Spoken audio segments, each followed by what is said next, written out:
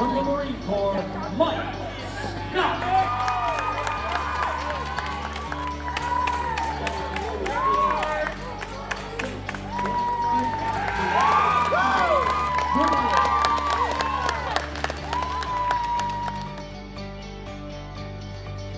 I'm Staff Sergeant Michael Scott, one and only, extraordinaire.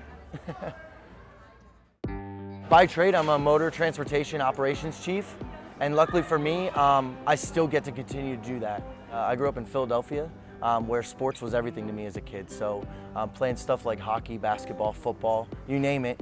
And then after my injury, I kind of felt like all that would go away. But then with adaptive sports and what, the Marine Corps and the Warrior Games, what they have to offer, pretty much fills that void. It brings you right back into that competitive fire. On my left knee here, I tore all the ligaments in my left knee. So now I have reconstructed bio joints, pretty much just like fishing line, plastic pieces. I have no hardware, I'm not Ace hardware. I'm doing pretty well with that. I don't set off metal detectors, so it's nice. I was playing football, planted to make a move, and my leg just stayed still and everything kind of rotated awkwardly. Physically, you have to accept that your injury's there. What happened, happened. But then you have a whole new battle of the mental game, emotional game. And I will say the number one thing that gets you through it is the support of friends, family, and coworkers. Anybody you keep close, you have to have faith. And I don't mean, only in God or anything like that. You just have to have faith in yourself. You really have to dig deep and just be like, hey, it's all here now. Let's push past it. So break the barrier and get through it. Beyond being just a Motor T operations chief, I'm also a suicide intervention guy for the Marine Corps. And that's something I keep close to my heart. So I use that same kind of mentality for the other warriors that are here on the team with me, or that are in the battalions, or that I just come across. There's no reason that anybody should turn a blind eye to one another.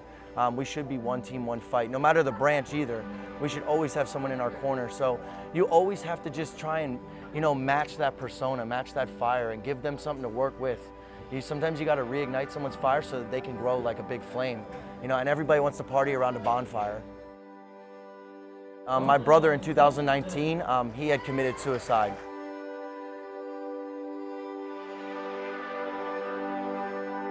After battling his demons for years, he went ahead and took his own life, and it clicked to me that why sit around and have that guilt?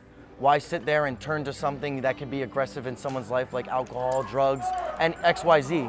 Why not try to make something better out of it? So that's what I did. I took a negative impact and made it positive and became a suicide intervention guy so that I could better everybody around me. At the Warrior Games, I'm competing in powerlifting, which I just finished. Thank you.